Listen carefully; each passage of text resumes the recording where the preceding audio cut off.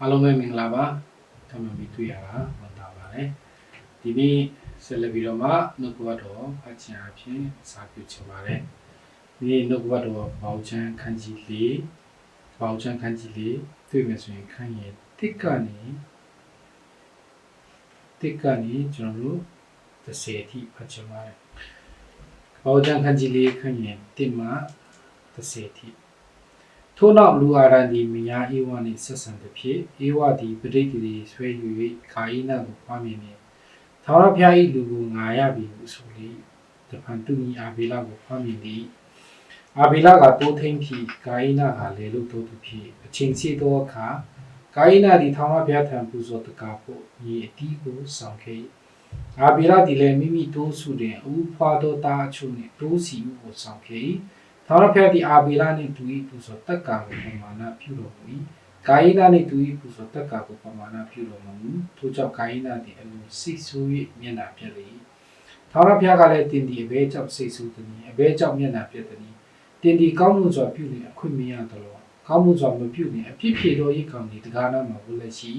သူသည်တင်းအလိုတို့လိုက်၍တင်သည်သူကိုအုပ်ဆိုးရ၏ဟုဂိုင်းနာကိုမိန့်တော်မူ၏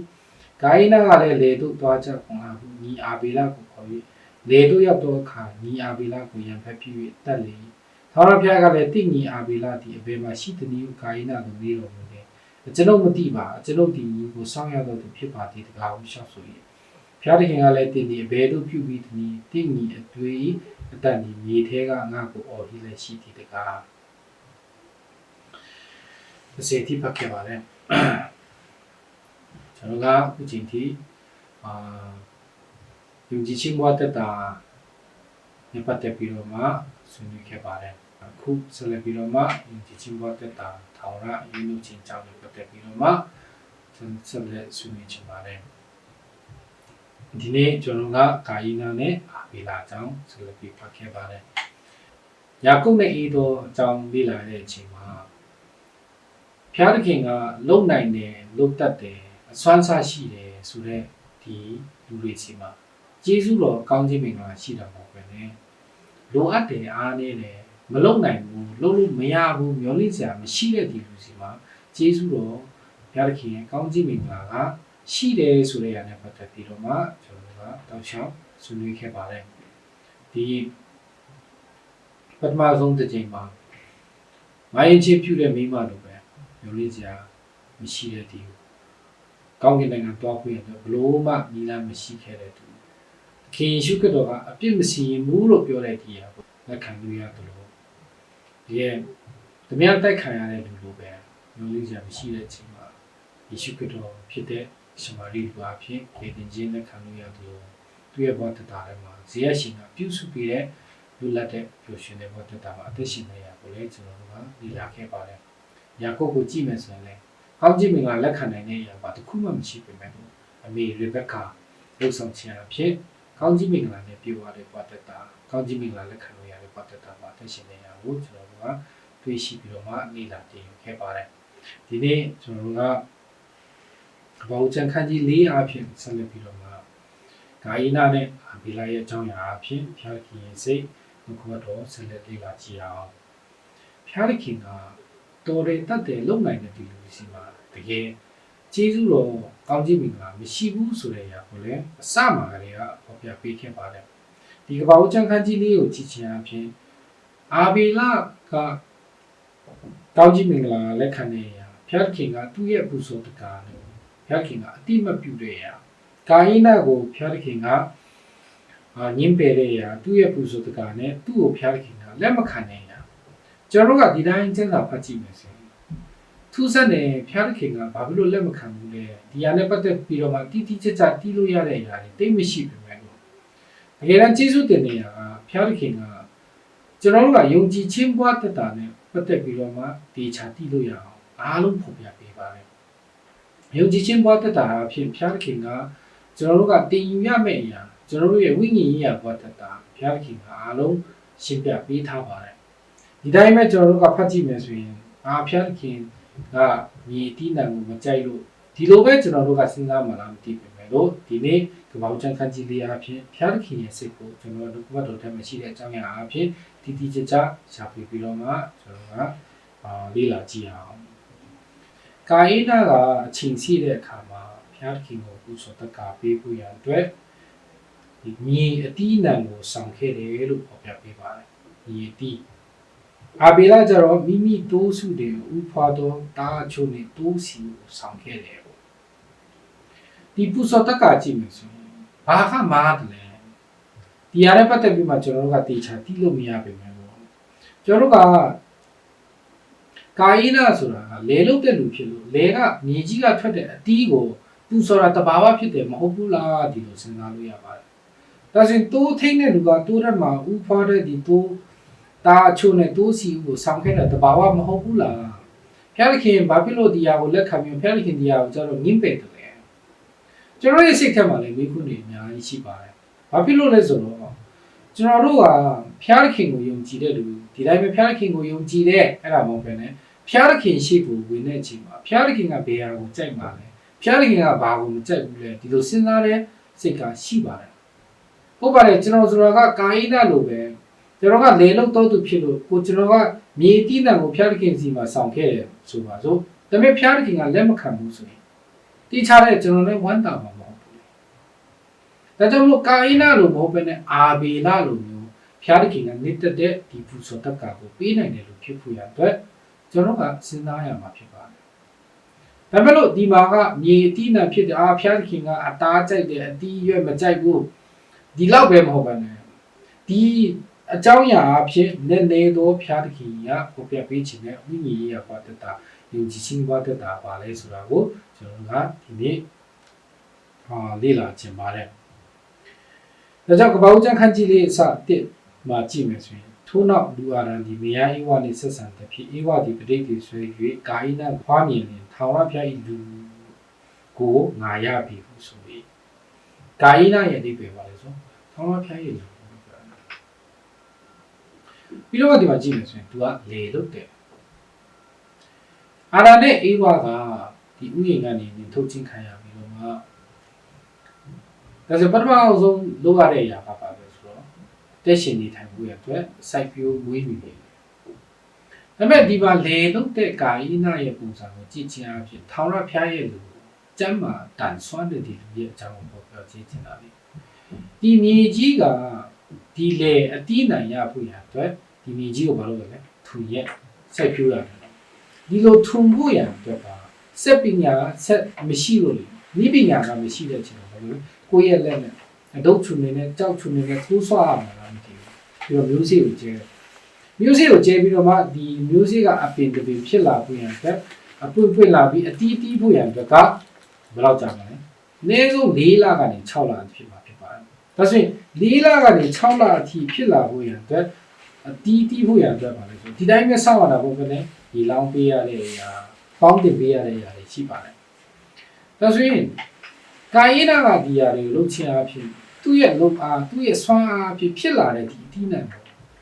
ကြည့်မယ်ဆိုရင်တီးလာတဲ့အရာအတီးတီးလာတဲ့အရာကိုကြည့်မယ်ဆိုအပွင့်လာတဲ့အရာတွေကြည့်မယ်ဆိုစိတ်ထဲမှာဘလောက်ဝမ်းသာခြင်းနဲ့ပါလဲနော်တကယ်ကျွန်တော်တို့ကကိုယ့်ရဲ့လုပ်ချွေးစာကိုယ့်ရဲ့လုပ်အားစာအဖြစ်ရတဲ့အရာကိုလည်းတန်ဖိုးထားတဲ့သူတွေကြီးတာဖြစ်ပါတယ်ဒီမှာကာယနာက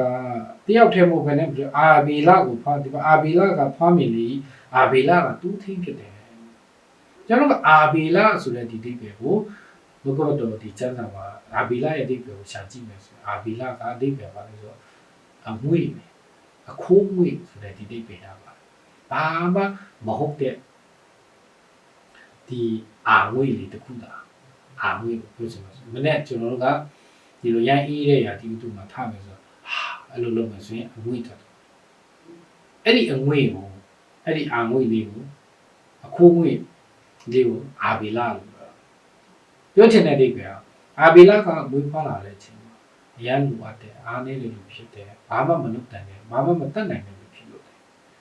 ဒါကြောင့်လူအပ်တယ်အားနည်းတယ်အခိုးငွေ့လေးသာဖြစ်တယ်အာဘေလလို့အာဒနီဝါကနာမည်ပေးတယ်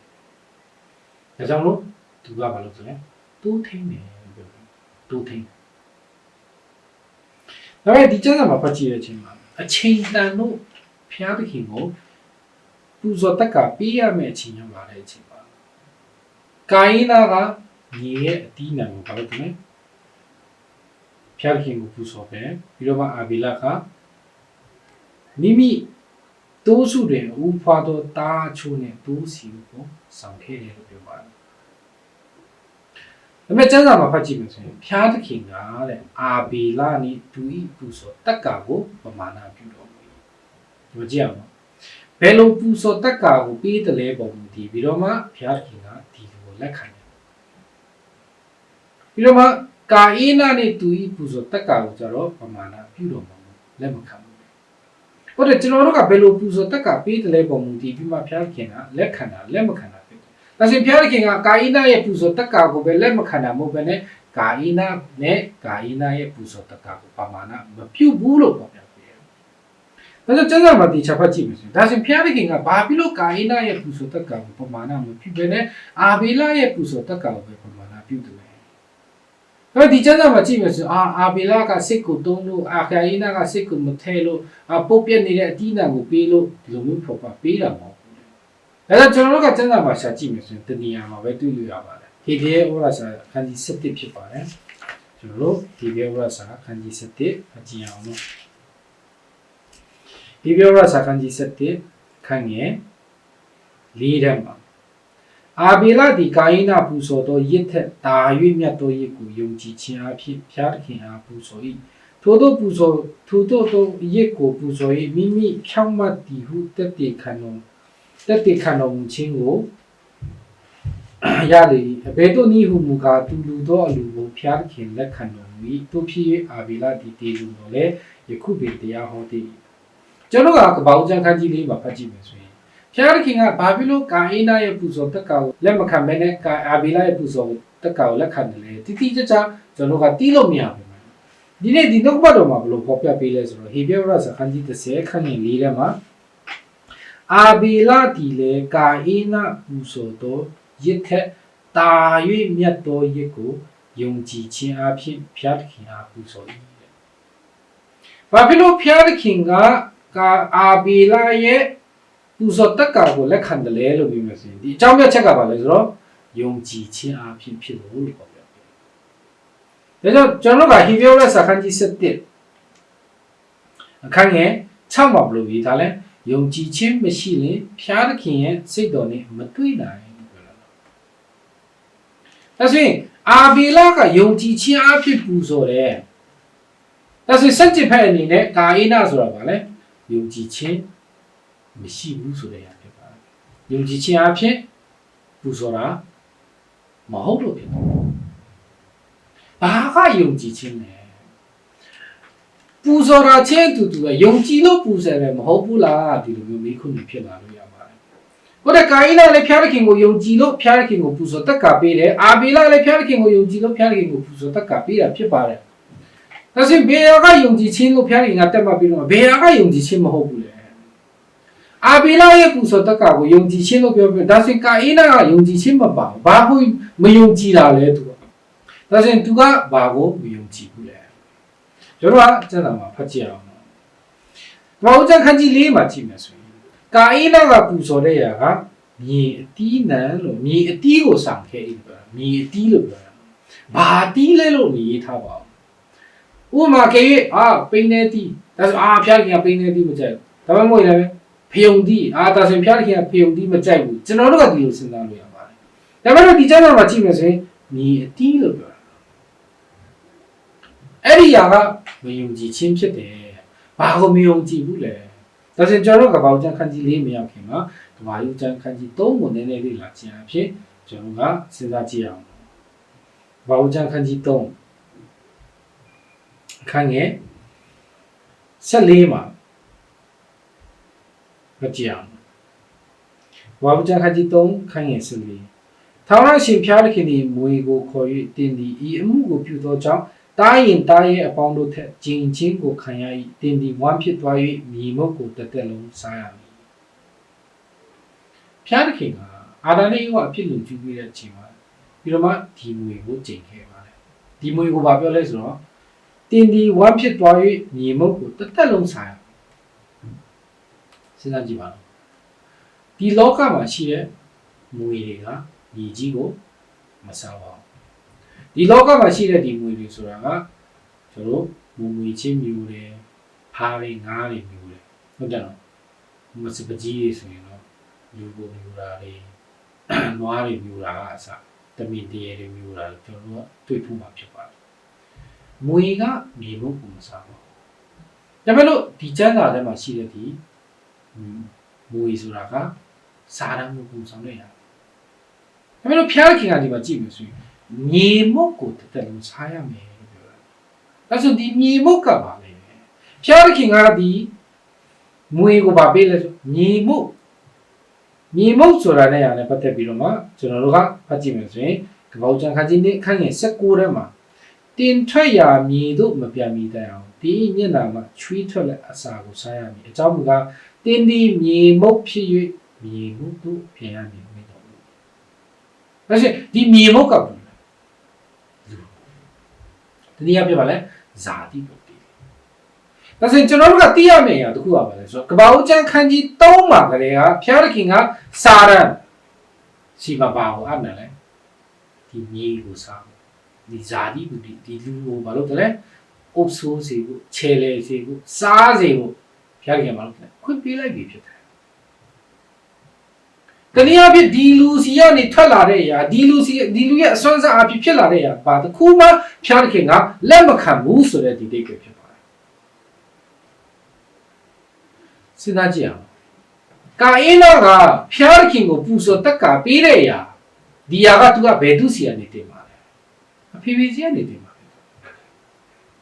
ဆိုစဉ်းစားကြည့်ပါအာရနဲ့အင်းဝါကအေဒီဦးရင်ကနေထွက်လာပြီးတဲ့အချိန်မှာပထမဆုံးဒီတားကိုမွေးတဲ့အချိန်မှာ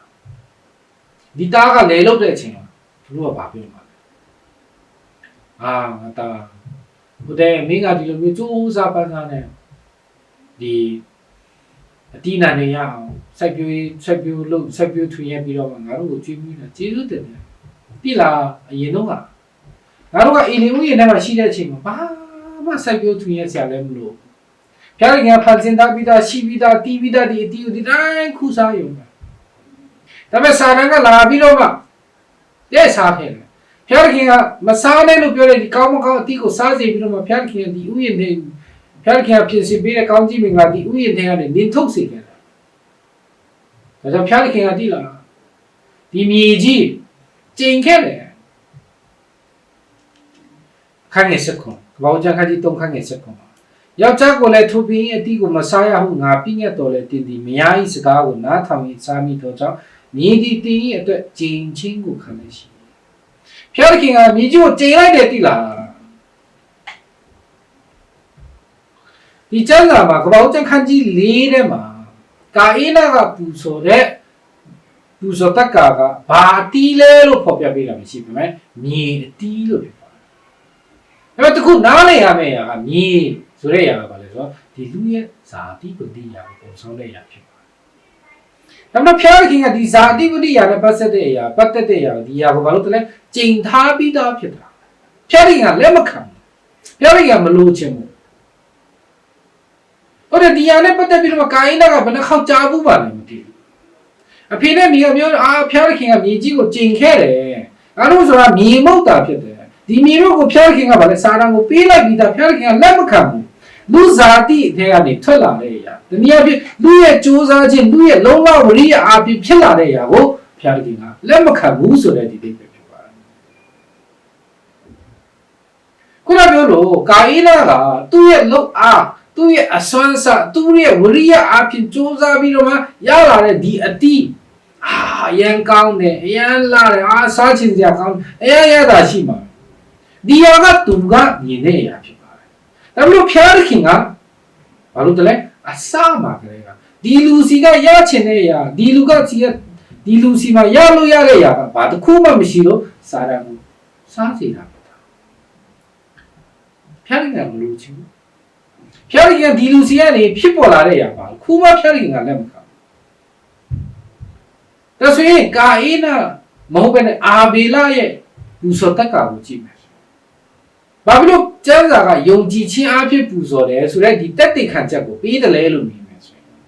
မှာပါလေတိုးနဲ့စီဦးလို့တိုးဆိုတာကပုံဆောင်လဲယေရှုခရစ်တော်ကိုပုံဆောင်နေတာဖြစ်တယ်ဒီစီဦးကဘာပုံဆောင်လဲတန်ရှင်းသောဝိညာဉ်တော်ဖြစ်ပါတယ်ဒါဆိုရင်ဖျားသခင်ကလက်ခံတဲ့အရာကယေရှုခရစ်တော်တန်ရှင်းသောဝိညာဉ်တော်စီကပြန်လာတဲ့အရာကိုပဲကျွန်တော်တို့စီမှာဖျားသခင်ကျွန်တော်တို့စီမှာရလို့ရတဲ့အရာမရှိပါဘူးကျွန်တော်ဆိုတာလိုအပ်တဲ့အားနည်းတဲ့လူဖြစ်တယ်ကျွန်တော်ဆိုတာအခိုးငွေ့တက်တာဖြစ်တာမကြည့်လို့မရှိဘူးဆိုဒီတိုင်းပျောက်သွားတဲ့လူဖြစ်တယ်ဒီတိုင်းငရဲသွားတဲ့လူဖြစ်တာဒါကြောင့်ကျွန်တော်ကိုကြည့်တာမဟုတ်ဘဲနဲ့ကျွန်တော်အတွက်အတီခံပေးတဲ့ဒီယေရှုခရစ်တော်ကျွန်တော်အတွက်တက်တည်ပေးတဲ့တန်ရှင်းသောဝိညာဉ်တော်ကိုပဲဖျားခင်ပြန်ပြီးလက်ခံပါဒီအရာကိုဖျားခင်ကမြတ်တာဖြစ်ပါတယ်ခုနကပြောတဲ့ဒီတိုးရှင်ယောဟန်ခရစ်ဝင်ကြီးတခန်းကြီး29ကျွန်တော်ဖတ်ခဲ့တယ်လို့ပဲဒီလောကရဲ့အဖြစ်ကိုဆောင်တော်ဖျားခင်တိုးတူယေရှုခရစ်တော်ကလှုပ်ဆောင်ပေးတဲ့အရာအဖြစ်ကျွန်တော်တို့ကအပြစ်ကနေလွတ်မြောက်သွားပြီယေရှုခရစ်တော်အဖြစ်ကျွန်တော်ကတန်ရှင်းသွားပြီယေရှုခရစ်တော်အဖြစ်ဖြစ်လာတဲ့အရာကိုပဲဖျားခင်ကလက်ခံခြင်းတန်ရှင်းသောဝိညာဉ်တော်အဖြစ်လမ်းပြပြန်အဖြစ်ဖြစ်လာတဲ့အရာကိုပဲဖျားခင်ကလက်ခံတာဖြစ်ပါတယ်ကျွန်တော်တို့ရဲ့စူးစမ်းခြင်းဝိရိယလုံလအဖြစ်ကာအိနာလိုပဲစူးစမ်းပြီးမှသူ့ရဲ့ဆွမ်းစားအဖြစ်ရလာတဲ့အရာဖျားခင်ပါတခုမှလည်းမခံတကယ်ကျွန်တော်တို့ကဒီကျမ်းစာမှာကြည့်မယ်ဆိုရင်ကာအိနာလိုပဲအသက်ရှင်နေဒီနေ့ခရိယန်ယဉ်ကျေးသူတွေနောက်များစွာရှိပါတယ်ဖျားသခင်ကဘာကိုလက်ခံတယ်ဖျားသခင်ကဘာကိုလက်မခံဘူးလဲဖျားသခင်ကဘာကိုတောင်းဆိုတယ်ဖျားသခင်ကဘာကိုမတောင်းဆိုဘူးလဲစိတ်ဝင်စားဘူးကိုကကောင်းမယ်တယ်ကိုကဖျားသခင်ကကြိုက်မယ်လို့ထင်တယ်ကိုကပေးချင်တဲ့အရာကိုပဲဖျားသခင်ကိုပဲပေးဖို့ကြိုးစားတယ်ရှင်မဿဲခရစ်ဝင်ခန်းကြီး9ခန်းငယ်27မှာကျွန်တော်က23ထိဖတ်ချင်ပါတယ်ရှင်မဿဲခရစ်ဝင်ခန်းကြီး9ခန်းငယ်27မှာ23တခင်ဟုငါ့ကိုလျှောက်တော်သူတိုင်းကောင်းကင်နိုင်ငံတော်သို့ဝင်ရလိမ့်မည်မဟုတ်ကောင်းကင်ဘုံ၌ရှိတော်မူသောငါခမဲတော်၏အလိုကိုဆောင်တော်သူသာလျှင်ဝင်ရလိမ့်မည်ထိုနေ့၌ကတခင်ကျွန်ုပ်တို့သည်ကိုတော်ခွင့်နှင့်ဆုံးမဩဝါဒပေးပါပြီမဟုတ်လောကိုရောခွင့်နှင့်နတ်ဆိုးတို့ကိုမြင်ထုတ်ပါပြီမဟုတ်လောကိုရောခွင့်နှင့်များစွာသောသူတို့ကိုပြပါပြီမဟုတ်လောသူများသောသူတို့သည်ရှောက်ကြလိမ့်မည်ထိုတို့ရှောက်ကြသောအခါတင်တို့ကငါအလေးမသိအတ္တမမှုကိုပြုသောသူတို့ငါထံမှဖေကြဟုအထိုသူတို့အားအတိလင်းငါပြောမည်ဒီမှာကြည့်မယ်ဆိုရင်တခင်ငါကိုရှောက်တော်သူတိုင်းနဲ့တခင်ယေရှုခရစ်တော်ကိုတခင်လို့ခေါ်တာကဒီခရိယန်တွေပဲရှိပါတခြားဘာသာဝင်တွေကယေရှုခရစ်တော်အတိအပြမယ်တခင်လို့ယုံကြည်လက်ခံတဲ့လူတွေမရှိပါဘူးဒါပေမဲ့တခင်လို့ယေရှုခရစ်တော်ကိုခေါ်ရဲဆိုဒီနေ့ဒီယေရှုခရစ်တော်ကိုယုံကြည်လက်ခံတဲ့လူတွေဖြစ်ပါတယ်ဒါပေမဲ့ယေရှုခရစ်တော်တခင်လို့ခေါ်ပေမဲ့လည်းကောင်းကင်နိုင်ငံကိုဝင်ရတာမဟုတ်ဘူးလို့ပြောတာပြီးတော့ဘာလဲဆိုတော့ကောင်းကင်ဘုံ၌ရှိတော်မူသောငါခမဲတော်၏အလိုကိုဆောင်တော်သူသားလည်းဝင်ရတယ်ကောင်းကင်ဘုံ၌ရှိတော်မူသောခမဲတော်ရဲ့အလိုကိုဆောင်တော်သူပဲဒါဆိုရင်ဘယ်လိုလူကခမဲတော်ရဲ့အလိုကိုဆောင်တော်သူလဲဆုံးမဩဝါဒပေးလို့သူတရားဟောဆရာလေးဘုရားဆောင်တမဆရာမဟုတ်ဘူးလေလူရေးထားလဲဆိုတော့မစနစ်ပါထိုနေ့၌ကဒီအဖြစ်တရားစီရင်ရာနောက်ဆုံးတရားစီရင်ရာဒီဖြစ်ပါတယ်ထိုနေ့၌ကတဲ့တခင်ကျွန်တော်တို့ဒီကိုတော်ခွင့်နဲ့ဆုံးမဩဝါဒပေးပါပြီမဟုတ်လို့ကိုတော်ခွင့်နဲ့များလက်ဆိုးတို့ကိုနေထုတ်ပါပြီမဟုတ်လို့ကိုတော်ခွင့်နဲ့များစွာသောသူတို့ကိုပြပါပြီမဟုတ်လို့ဘူးအများသောသူတို့ဒီရှောက်ကြလိမ့်မယ်အများသောသူစဉ်းစားကြည့်အောင်ဒီအများသောသူတွေမှာခရိယန်ဒီနေ့ယုံကြည်သူတွေဒီခရိယန်တွေအများသောသူခရိယန်တွေယုံကြည်သူတွေအားလုံးထဲထဲမှာအများသောသူအကယ်၍90%ကျွန်တော်စဉ်းစားကြည့်အောင်90%ဆိုရင်အဲ့ဒါကိုအများသောသူလို့ပြောပါလားဒါမှမဟုတ်တဝက်လို့ပြောမှာဖြစ်တယ်နော်ဒါပေမဲ့ဒီကျမ်းစာကအများသောသူလို့ပြောချင်တဲ့အိမ်က90%ကျော်လို့ပြောပါတယ်ခရစ်တော်ကိုယုံကြည်လက်ခံတဲ့ယုံကြည်သူတွေအထဲထဲမှာမှအများသောသူလို့ပြောတဲ့အိမ်က80-90%ကျော်လို့ပြောချင်တာဖြစ်ပါတယ်ဒီနေရာဖြစ်ကောင်းကင်နိုင်ငံတော်ဝင်လို့ရတဲ့လူဆိုအရင်နေတယ်ဒီအများသောသူတွေကခရစ်ရှုခရစ်တော်ကိုယုံကြည်တဲ့ တခင်လို့ခေါ်တဲ့ဒီအများသောသူတွေကဘာပြောလဲကိုရောခွင့်နဲ့ဆုံးမဩဝါဒပေးပါလိမ့်မဟုတ်တော့ဘယ်လိုလူတွေလဲအခုတော့ဆန်ဓမ္မစီက Sunday School ဆရာဟုတ်လားဆုံးမဩဝါဒပေးတယ်ယေရှုခရစ်တော်ရဲ့ခွင့်နာမှာဖြစ်ကျွန်တော်လည်းယေရှုခရစ်တော်ရဲ့ခွင့်နာမှာဖြစ်ဆုံးမဩဝါဒပေးသောသူတယ်ဒါပေမဲ့ဒီလိုလူယေရှုခရစ်တော်ကတည်တယ်လို့ပြောလားမတည်ဘူးလို့ပြောလားငါအလေးမတည်ဘူးလို့ပြောပြီးတော့နတ်ဆိုးကိုနေထုတ်တယ်ယေရှုခရစ်တော်ရဲ့နာမနဲ့နတ်ဆိုးကိုနေထုတ်တယ်ကောင်းတဲ့ရာဖြစ်တယ်ယုံကြည်ခြင်းရှိတာမရှိလားရှိတယ်နော်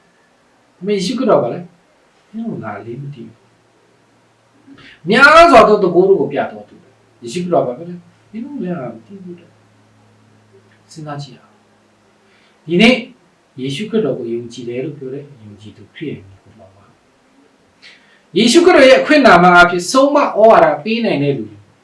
မဖြစ်ချင်ဘူးနတ်ဆိုးကိုနေထုတ်တဲ့လူမဖြစ်ချင်ဘူးများစွာသောတကူတို့ကိုပြနိုင်တဲ့လူမဖြစ်ချင်ဘူးလားကျွန်တော်အားလုံးကအတူတူပါကိုယ်တိုင်ကလည်းဆုံးမဩဝါဒဆိုယေရှုခရစ်တော်ရဲ့ခွင့်နာမှာအဖြစ်ဆုံးမဩဝါဒပေးနိုင်တဲ့လူဖြစ်ခြင်းနဲ့နတ်ဆိုးကိုနေထုတ်နိုင်သောသူများစွာသောတကူတို့ကိုပြနိုင်သောသူဖြစ်ခြင်းကိုယ်တိုင်လည်းဖြစ်ခြင်းတို့ကိုယ့်ရဲ့တင်းသူတင်သားကိုယ့်ရဲ့အနီးနားပတ်ဝန်းကျင်မှာရှိတဲ့လူတွေကိုလည်းပါလို့လဲအကောင်းလို့ပါကောင်းတဲ့ဘဝတတမှာတက်ရှင်မှာယေရှုခရစ်တော်ရဲ့နာမတော်အဖြစ်ဆုံးမဩဝါဒပေးနိုင်တဲ့လူဖြစ်ဖို့ယေရှုခရစ်တော်ရဲ့နာမအဖြစ်နတ်ဆိုးကိုနေထုတ်တဲ့လူဖြစ်ဖို့ယေရှုခရစ်တော်ရဲ့နာမအဖြစ်များစွာသောတကူတို့ကိုပြတဲ့လူဖြစ်စေဖို့တုန်တင်ဆုံးမပေးတဲ့လူတွေကြီးတာကျွန်တော်ကိုယ်တိုင်လည်းဒီလိုဖြစ်ချင်တယ်တခြားလူကိုလည်းဒီလိုမျိုးဖြစ်စေချင်တယ်ဒါဆိုရင်ကျွန်တော်ကိုယ်တိုင်ကရောကျွန်တော်ကတုန်တင်ဆုံးမပေးခြင်းကိုလက်ခံတဲ့လူတွေအားလုံးကလည်းဘာလို့လဲဘာဖြစ်လာမှာလဲယေရှုခရစ်တော်ကငါမတည်ဘူးလို့ပြောတဲ့လူတွေဖြစ်လာမှာဖြစ်ပါတယ်ဒါဆိုရင်ဖျားသခင်ရဲ့အလိုတော်ကပါလေဖျားသခင်ရဲ့အလိုတော်ဆိုတာကတေချာတဲ့အရာတခုကကျွန်တော်တို့ကစဉ်းစားထားတဲ့အရာကျွန်တော်တို့ကဖြစ်ချင်တဲ့အရာမဟုတ်ဘူးဆိုတဲ့တရားဖြစ်ပါတယ်ကျွန်တော်တို့ကစဉ်းစားတဲ့အရာကျွန်တော်တို့ကလှုပ်ဆောင်တဲ့အရာအားလုံးဆိုတာကယေရှုခရစ်တော်ကပြောမယ့်အရာကယေရှုခရစ်တော်ကအဖြေပေးမယ့်အရာအတိမတ်ပြုတဲ့အရာကဘာလဲမတည်ဘူးဆိုတဲ့အတိမတ်ပြုခြင်းပဲခံရမှာဖြစ်တယ်။ဒါဆိုရင်ယေရှုခရစ်တော်ကမတည်ဘူးလို့ပြောမယ်ဆိုရင်ကျွန်တော်တို့ကငရဲလာသွားတယ်။ကောင်းကင်နိုင်ငံဖျားခင်ရဲ့ဘုံတော်ဝင်စားလို့မရဘူး။ဒါကြောင့်ကာယနာကိုပဲကျွန်တော်စဉ်းစားကြည့်အောင်။သူဆိုတာကဖျားခင်ကိုပူဇော်တတ်တာပြီးတယ်လို့ဖြစ်တယ်။ဒါပေမဲ့ဖျားခင်အလိုတော်ဖျားခင်ကကြိုက်တဲ့အရာဖျားခင်ကလက်ခံတဲ့အရာမတည်ဘူး။ဒီရှင်မသက်ခင်ခန်းကြီးခုံခန်းရဲ့27မရှိတဲ့လူတွေလည်းအတူတူပဲလေဖျားခင်ရဲ့အလိုတော်မတည်ဘူးဒါပေမဲ့ဗာတည်လဲကိုယ့်ရဲ့အလိုကိုကဖြစ်ချင်တဲ့အရာတည်တယ်ဗာလဲကိုရောရဲ့ခွင့်နဲ့ဆုံးမဩဝါဒပေးတယ်မဟုတ်ဘူးလားဒီတိပဲကျွန်တော်တို့ဒီလိုလုပ်တယ်လေအဲ့ဒါကဖျားခင်ကိုရောကကြိုက်တဲ့အရာမဟုတ်ဘူးလားကိုရောကကြိုက်တဲ့အရာကိုကျွန်တော်ကလုပ်နေတာလူတွေဒီလိုမျိုးဆွဆွဲတယ်ဒါပေမဲ့အဲ့ဒီအရာကဖျားခင်ကကြိုက်တဲ့အရာမဟုတ်ဘူးနဲ့သူကကြိုက်လို့လုပ်တယ်ဒါကြောင့်အဆုံးမှာယေရှုကတော့ဘာပဲပြောလဲဒီတို့ကအလင်းမတိအတ္တမအမှုကိုပြုတော်သူတို့ငါထမဖေကြဟုသူတို့အားအတိလင်းငါပြောယေရှုကတော့မတိဘူးလို့ပြောတာဒါဆိုဖျားခင်အလိုတော်ကပါလေပြီးတော့မှကျမ်းစာဖော်ပြပြီးကောင်းကင်ဘုံ၌ရှိတော်မူသောငါခမဲတော်၏အလိုကိုဆောင်တော်သူတာလေးများမရှိလို့ဖျားခင်ရဲ့လူတော်ကိုဆောင်တဲ့လူလားကျွန်တော်တို့ဖျားခင်ရဲ့အလိုတော်ကိုဆောင်ဖို့အနေနဲ့တတ်တာဖျားခင်ရဲ့အလိုတော်ကိုတီးတဲ့လူလားဖျားခင်ရဲ့အလိုတော်ကိုမတီးတော့ကိုယ့်ရဲ့အလိုကိုပဲလိုက်ပြီးတော့မှစ조사ပြီးတော့မှအသက်ရှင်လိုက်လျှောက်လုပ်နေတဲ့လူတွေဒါဖြစ်ပါတယ်ဟုတ်တယ်ဖျားခင်အလိုတော်ကိုတီးတယ်လို့ထောင်းဘယ်လိုလူကဖျားခင်အလိုတော်ကိုဆောင်နိုင်ပါလဲဒေတာစဉ်းစားကြည့်ပါဖျားခင်ရဲ့အလိုကိုဆောင်လို့သူဆိုတာကဖျားခင်ကဲ့သို့အစွမ်းစားရှိတော်သူဖြစ်ရမှာဖြစ်တယ်။ဒါဆိုရင်ဖျားခင်ကဲ့သို့အစွမ်းစားရှိတော်သူဆိုတာကျွန်တော်တို့မဟုတ်ပါဘူး။ဖျားခင်ကဲ့သို့ဉာဏ်ပညာအစွမ်းတတ်ရှိတဲ့သူဆိုတာကဖျားခင်ယေရှုခရစ်တော်သားဖြစ်ပါတယ်။ဒါကြောင့်ကျမ်းစာမှာဘယ်လိုဖော်ပြပြီးလဲဆိုတော့ဟေဘရဲဝါစာခန်းကြီး30 ခန်းငယ်9ကနေစပတ်ချင်ပါတယ်ဟေဘရဲစာခန်းကြီး30ခန်းငယ်9ထို့ကြောင့်ခရစ်တော်သည်ဤလောကသို့ကြွလာသောအခါဝူဖျားခင်ကိုယ်တော်သည်ယင်းနှင့်ပူဇော်တတ်ကာကိုအလိုတော်မရှိသည့်ဖြစ်ကျွန်ုပ်အဖို့ကိုခန္ဓာကိုပြင်ဆင်တော်မူသည်6မိရှုရာယင်းနှင့်အပြစ်ဖြေရာယင်းများကိုအာရနှင့်တက်တော်မူသောအခါကျမ်းစာလိုက်လိမ့်နိုင်ကျမ်းစာလိမ့်နိုင်ကျွန်ုပ်ကိုအမတ်ပြု၍ရေးထားသည်နည်းအညီကျွန်ုပ်ဒီကိုယ်တော်၏အလိုဆောင်အံ့တော်ငါတွားပါမည်ဟုကျွန်ုပ်ဝန်ခံပါသည်ဟုချောက်ဆို၏အကြည့်အောင်ကျွန်ုပ်တို့လည်းကျွန်တော်တို့မဟုတ်ဘူးယေရှုခရစ်တော်ဥပမာနော်ကျမ်းစာလိမ့်နိုင်ကျွန်ုပ်ကိုအမတ်ပြု၍ရေးထားသည်နည်းအညီကျွန်ုပ်ဒီကိုယ်တော်၏အလိုကိုဆောင်အံ့တော်ငါတွားပါမည်ဟုကျွန်ုပ်ဝန်ခံပါသည်ဟုချောက်ဆို၏ဒါဆိုရင်ဖျားသခင်ရဲ့အလိုကိုဆောင်ဖို့ရန်အတွက်ယေရှုခရစ်တော်ကလည်းလာခဲ့တယ်အာမင်ပြီးတော့ဘာပဲလဲကိုယ်ထဲမှာတဖန်တုံးဟိုဖျားသခင်ကျွန်ုပ်ဒီကိုယ်တော်၏အလိုကိုဆောင်အံ့တော်ငါတွားပါမည်ဟုဆိုသည်ဒုတိယဘုတ်ကိုတည်စေခြင်းကပထမဘုတ်ကိုပေးဆက်ပြီးတော့ယေရှုခရစ်တော်ကလောကကိုကြွလာတဲ့ຢာကဘာလဲဆိုတော့ကိုယ်တော်ရဲ့အလိုဖျားခင်အလိုဆောင်မှုဒါဆိုအဲ့ဒီအလိုတော်ကဘာလဲဆိုတော့30ထဲမှာထိုအလိုတော်နှင့်အညီယေရှုခရစ်ကိုယ်တော်ကိုတခါတည်းပူဇော်တော်အဖြစ်ငါတို့ဒီစင်ကြယ်ခြင်းတို့ရောက်ကြ၏အာမင်အဲ့ဒီအလိုတော်ကဘာလဲဆိုတော့ယေရှုခရစ်တော်ရဲ့ကိုယ်တော်ကိုတခါတည်းဘယ်နှခါလဲတခါတည်းပူဇော်တော်အဖြစ်ငါတို့ဒီစင်ကြယ်ခြင်းတို့ရောက်ကြ၏ကျွန်တော်တို့ကိုစင်ကြယ်စေဖို့သခင်ယေရှုခရစ်တော်ကိုလက်ဝါးကရံပေါ်မှာတည်စေတဲ့အရာကဖျားသခင်ရဲ့အလိုတော်လက်ဝါးကရံပေါ်မှာအသေးခံခြင်းအဖြစ်လက်ဝါးကရံပေါ်မှာအသွေးသွင်းခြင်းအဖြစ်တကြိုချင်းခံခြင်းအဖြစ်ရှင်ပြန်ထမြောက်ခြင်းအဖြစ်ဒီနေ့ကျွန်တော်တို့ကစင်ကြယ်တော်သူဖြစ်တယ်ဒီနေ့ကျွန်တော်တို့ကဖြောင့်မတ်တော်သူဖြစ်တယ်ဆိုတဲ့အရာကဖျားသခင်ရဲ့အလိုတော်ဖြစ်ပါတယ်ဒီဖျားသခင်ရဲ့အလိုတော်ဘယ်သူကပဲလုပ်တယ်လဲဖျားသခင်ရဲ့သားတော်ယေရှုခရစ်တော်ကပဲလို့ဆောင်တာဖြစ်တာဒီနေ့ကျွန်တော်တို့ကဘာပဲလဲဒီတိုင်းယုံကြည်ခြင်းအဖြစ်လက်ခံရတာပဲရှိတာခုနကကျွန်တော်ပြောလို့ကာအိနောရဲ့ဘာတတာလဲပြီးတော့မှရှင်မသက်ခရစ်ဝင်ခန်းကြီး9မှာရှိတဲ့ဒီလူတွေဘာဖြစ်လို့ဖျားခင်ရဲ့ရှိမှာဖျားခင်ကမတိဘူးဖျားခင်ကအတိမပြုတ်လို့မရဘူးလေဖျားခင်ကဘာဖြစ်လို့ပမာဏမပြုတ်ဘူးလေဘာဖြစ်လို့လဲဆိုတော့ဖျားခင်ရဲ့အလိုတော်ဒီနေရာဖြစ်သခင်ယေရှုခရစ်တော်အဖြစ်ဖြစ်လာတဲ့အရာမဟုတ်ပဲねကိုယ့်ရဲ့အလိုကိုကဖြစ်ချင်တယ်ကိုယ့်ရဲ့အစွမ်းစားအဖြစ်ဖျားခင်ရှိကိုတွားဖို့ကြိုးစားနေတဲ့လူလှုပ်ဆောင်နေတဲ့လူဖြစ်ပါတယ်ကာယနာကမတိဘူးဆိုရင်တော့မေးကြည့်လို့ရပါတယ်အဖေဖျားခင်ကဘာကိုကြိုက်တယ်ဖျားခင်ကဘာကိုကြိမ်ခဲ့တယ်လဲဖျားခင်ကဘာကိုမကြိုက်ဘူးလဲဟုတ်တယ်ကျွန်တော်အတွက်ကကျွန်တော်ဆိုတာကလေလောက်တော်သူဖြစ်လို့ကျွန်တော်ဆိုတာကဒီအတိအနံကိုဖြစ်စေဖို့အတွက်စ조사ပြီးတော့ကျွန်တော်ရဲ့ဝိရိယအလုံးကိုစိုက်ပြီးတော့မှလုပ်ပေးမယ်လို့ဖျားခင်ကဘာကိုကြိုက်တယ်လဲအဲ့လိုလေမေးကြည့်မယ်ဆိုတော့အာရံကဘယ်လိုပြောမှာဖျားခင်ကမြေကြီးကိုကြည့်တယ်ဒီနေရာဖြစ်ဒီဇာတိပတိအဖြစ်ပေါ်လာတဲ့အရာသူရဲ့စ조사ခြင်းသူရဲ့လှုပ်ဆောင်ခြင်းအဖြစ်လာတဲ့အရာကိုဖျားခင်ကမကြိုက်ဘူးဖျားခင်ကဒီအရာတွေဘာတစ်ခုမှလက်မခံဘူးဒီလိုတီးပြီးတော့မှဘာလို့လဲကိုကဘာနဲ့ထင်တဲ့ဒီလမ်းကိုစွန့်ပစ်ပြီးတော့မှဖျားခင်ကပြင်ဆင်ပေးတဲ့ဒီလမ်းကိုလက်ခံပြီးမှတွားလို့ရပါတယ်ဖျားခင်ကကြိုက်တဲ့အရာကိုသူဆိုတော့ပေးလို့ရပါတယ်ဒါပေမဲ့ကိုကကြိုက်တဲ့အရာကိုကမန်နဲ့ထင်တဲ့အရာကိုကရှိတဲ့အရာကိုပဲပေးချင်တယ်လို့ဖြစ်လို့ဖျားခင်ရဲ့ရှေ့မှာဖျားခင်ကအတိမတ်မပြုတဲ့သူဖြစ်လာတာဖြစ်ပါတယ်ဆက်လက်ပြီးတော့မှအာဗီလာရဲ့ဘာသက်တာကြည့်မယ်ဆိုရင်တကယ်အာဗီလာဘာမှမရှိဘူးဖျားခင်အားနေတဲ့လိုအပ်တဲ့ကျွန်တော်ရဲ့ပုံစံကိုကြည့်လိုက်လက်ဝါးကလည်းမအတိခံပေးတဲ့ဒီယေရှုခရစ်တော်ကျွန်တော်တို့အတွေ့အကြုံပေးတဲ့ယေရှုခရစ်တော်ကျွန်တော်ကိုဖြူစင်စေတဲ့ဒီယေရှုခရစ်တော်ကိုပဲလက်ခံပြီးတော့မှဒီနေ့ကျွန်တော်လက်ခံပေးပါဒီလိုယေရှုခရစ်တော်ကိုအားကိုးပြီးမှဝင်တဲ့အချိန်မှာဖျားခင်ကဘာလို့လဲပမာဏပြုတယ်ဖျားခင်ကဝမ်းတာတယ်လို့ပြောတယ် ယေရှုခရစ်တော်အားဖြင့်ကျွန်တော်တို့ကဒီကျမ်းစာမှာဖတ်ကြည့်မယ်ဆိုရင်ယေရှုခရစ်တော်ရဲ့ကိုယ်တော်ကိုတစ်ခါတည်းပူဇော်တော်အားဖြင့်ငါတို့ဒီစင်ကြယ်ခြင်းကိုရောက်ကြတယ်စင်ကြယ်သွားပြီဖြစ်တာဆက်လက်ပြီးတော့မှဒီဘက်ခန်းကြီး30ခန်းငယ်14မှာလို့ပြောပြပေးမယ်ဒီဘက်ခန်းကြီး30ခန်းငယ်14အကြောင်းမူကားစင်ကြယ်သောသူတို့သည်ထောင်ရစုံလင်ခြင်းအကျိုးကိုရစေခြင်းကတခါတည်းပူဇော်တော်အားဖြင့်ပြုလို့ဘယ်တစ်ခါလဲတစ်ခါတဲ့ယေရှုခရစ်တော်ကလက်ဝါးကရမှာအတေခံတဲ့အရာယေရှုခရစ်တော်ရဲ့ကိုယ်တော်ကိုပူဇော်တဲ့အရာကကျွန်တော်တို့ကိုစင်ကြယ်စေတယ်ဒီစင်ကြယ်ခြင်းကအကြောင်းမူကားစင်ကြယ်သောသူတို့သည်ထောင်ဝါရစုံလင်ခြင်းအကျိုးကို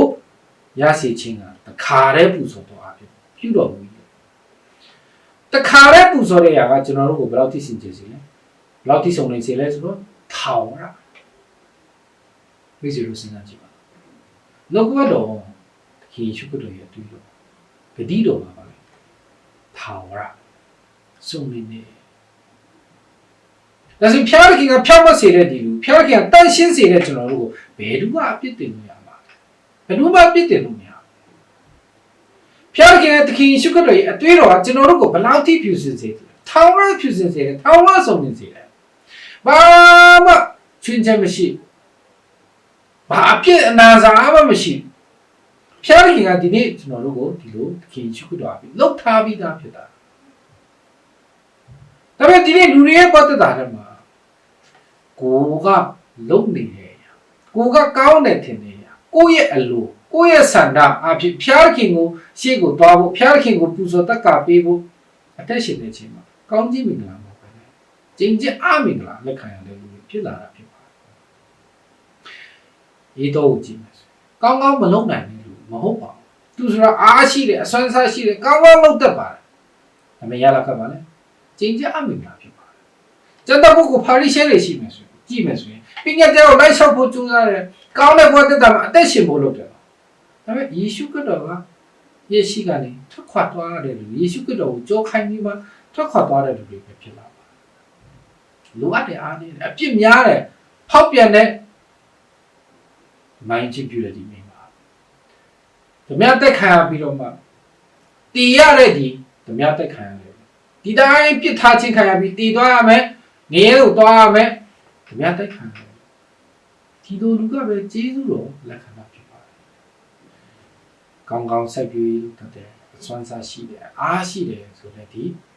ကာယနာကြီးမှာဖျက်ခင်တာကောင်းကြီးကျေးဇူးတော်ရှိတာပေါ့ပဲလိုအပ်တဲ့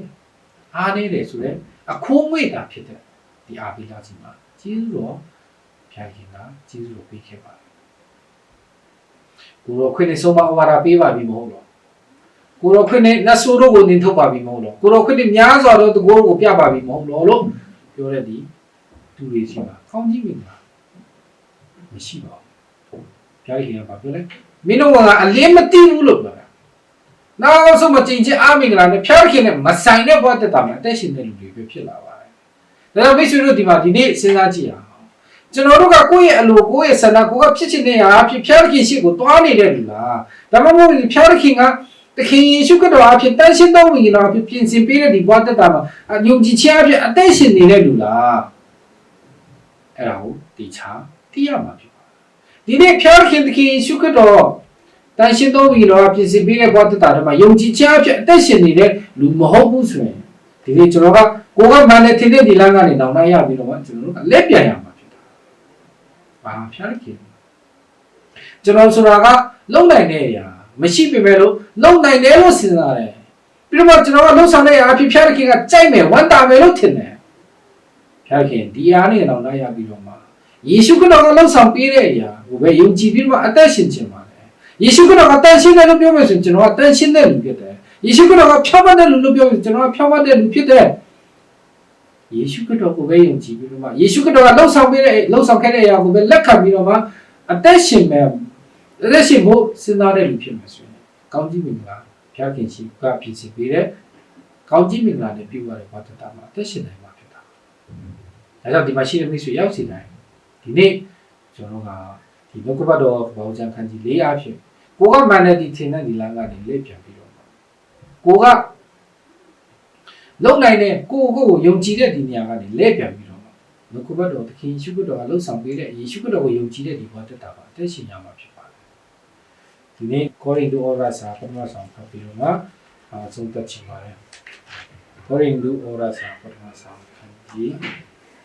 6ကောရိန္သုဩဝါဒစာပထမဆောင်ခန်းကြီး6ခန်းကြီး9ကနေဖတ်ပြီးတော့9ကနေ17ထိဖတ်ချင်ပါတယ်မတရားသောသူတို့သည်ဖျားသခင်၏နိုင်ငံတော်ကိုအမွေမခံရသည်ဟုသင်တို့မသိကြသလောအလွဲမီယူကြနှင့်မတရားသောမိထုံ၌မြည်ဝဲသောသူရုပ်တုကိုကိုးကွယ်သောသူသူမယားကိုပြစ်မှားသောသူယောက်ျားချင်းမိထုံကိုပြုသောသူထိုမှုကိုခံသောသူသူဥစ္စာကိုခိုးသောသူလောဘလုံကျူးသောသူတည်ရဲနှင့်ရည်မှုသောသူစေရီကဲ့သောသူနိုင်ထက်လူယူသောသူတို့သည်ဖျားသခင်နိုင်ငံတော်ကိုအမွေမခံရကြအထက်ကတင်တို့တွင်အချို့သောသူတို့သည်ထိုသူတို့သူဖြစ်ကြတော်လေယခုတွင်သခင်ယေရှု၏နာမတော်အဖြစ်၎င်းငါတို့ဖျားသခင်၏ဝိညာဉ်တော်အဖြစ်၎င်းစေကြောတန်ရှင်၍ဖြောင်းမရာသို့ရောက်ကြပြီဒီလိုကတော့ဘယ်လိုပေါ်ပြပေးလဲမတရားသောသူတို့သည်ဖျားသခင်နိုင်ငံတော်ကိုအမွေမခံရကြသည်ကိုတင်းလို့မသိကြတော့ဟုတ်တယ်နော်မတရားသောသူအပြစ်ရှိသောသူဖြစ်မယ်ဆိုရင်ဖျားသခင်ခေါင်းနိုင်ငံတော်ကိုမြင်လို့မရဘူးတဲ့အလွဲမီယူကြနဲ့မတရားသောမိထုံနိုင်မြည်ဝဲတော့စဉ်းစားကြည့်အောင်မတရားသောမိထုံကျွန်တော်ကမတရားသောမိထုံမြည်ဝဲတော့တူလားမမြည်ဝဲတော့တူလားဟုတ်တယ်စိတ်ထဲနေဖြစ်ပြီးလို့ရပါတယ်ဟုတ်တယ်မတရားသောမိထုံမြည်ဝဲတော့တူဖြစ်ပါတယ်ပြောပါလေရုပ်တုကိုကိုးကွယ်တော့တူလားမကိုးကွယ်တော့ကျန်တာကိုဖော်ပြပြရဆိုတော့တက်မဲ့တဲ့လောဘစိတ်ရှိနေဆိုရုပ်တုကိုးကွယ်တော့သူဖြစ်တယ်။ဒါဆိုကျွန်တော်ကတက်မဲ့တဲ့လောဘစိတ်ရှိတဲ့လူလားမရှိတဲ့လူလားရှိတဲ့လူတွေဖြစ်ပါ။ဒါဆိုကျွန်တော်ရုပ်တုကိုးကွယ်တော့သူဖြစ်တယ်။ပြီးတော့ဗါလဲသူ့မယားကိုပြစ်မှားတော့သူကျန်တာပါပြောလဲဆိုတော့တက်မဲ့တဲ့ဒီစိတ်နဲ့ကြီးရှုနေဆိုတော့လေပြစ်မှားပြီးပြီလို့ပြောတယ်နော်။ဒါဆိုရင်တစ်ခါမှသူများသားများကိုတက်မဲ့တဲ့ဒီစိတ်နဲ့မကြည့်ဘူးဆိုတဲ့လူကရှိမှာလားမရှိဘူး။ဒါကြောင့်တက်မဲ့တဲ့ဒီစိတ်နဲ့ကိလေသာတက်မဲ့တဲ့ဒီကိလေသာစိတ်နဲ့ကြီးရှုတဲ့လူတွေကြီးပဲဖြစ်လို့ကျွန်တော်ကသူများသူသားများကိုပြစ်မှားတဲ့လူတွေဖြစ်ပါတယ်။ပြီးတော့ဗါလဲယောက်ျားချင်းမိထုံကိုပြုတော်သူတွေကြီးတွေ့ဘူးတယ်နော်။ကောင်းရင်နိုင်ငံသွားလို့ရလားမရဘူးလေနော်။ပြီးတော့ဗါလဲထုံမှုကိုခံတော်သူတွေသွားလို့မရဘလူတွေရှိတဲ့သူ့ဥစ္စာကိုခိုးတော်သူလောဘလုံကျူးတော်သူတည်ရဲနဲ့ရည်မှုတော်သူဟာတည်ရဲနဲ့ရည်မှုတော်သူကောင်းရင်နိုင်ငံသွားလို့မရပါဘူးပြီးတော့ဗါလဲစေရီကဲ့တော်သူအနိုင်ထက်လူယူတော်သူတို့ဒီဖျားရည်နိုင်ငံတော်ကိုအမွေမခံရကြဘူးဘာလို့ကျွန်တော်တခုချင်းဒီပါလဲဆိုတော့ကျွန်တော်တို့စီမှာဒီလိုစိတ်မျိုးရှိတဲ့လူလားမရှိတဲ့ရှိတဲ့လူဒီထဲကနေလွတ်သွားတဲ့လူဆိုတာတရားမှမရှိကျွန်တော်ဆိုတာက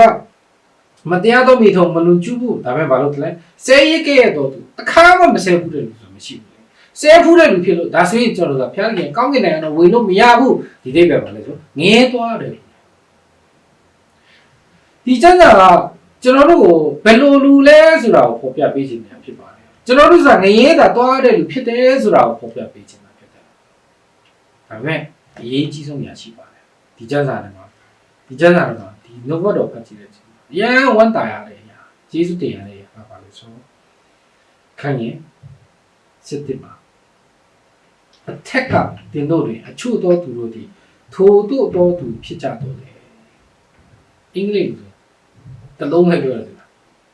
but ဒီစကားလုံးကအရှိမမှာဖြစ်ခဲ့တယ်ဆိုတဲ့ရအဲ့တလုံးလေးပဲထည့်လိုက်တာနဲ့ပါဆိုအနောက်ကအားလုံးကဆက်ကြည့်ပဲဖြစ်သွားတာဥပမာပြောမှဆိုရင်သူကချမ်းသာတယ် but လို့ပြောဆိုရင်ဒါပေမဲ့ရုပ်ဆိုးတယ်အရှိမဘလောက်ပဲကောင်းခဲ့ပါစေ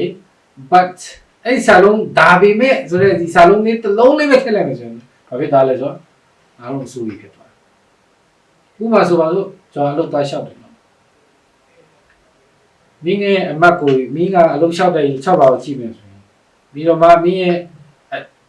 ဒီ experience အတွေ့အကြုံတွေကြည့်မယ်ဆိုရင်အားလုံးကကောင်းတယ်ဒီလား but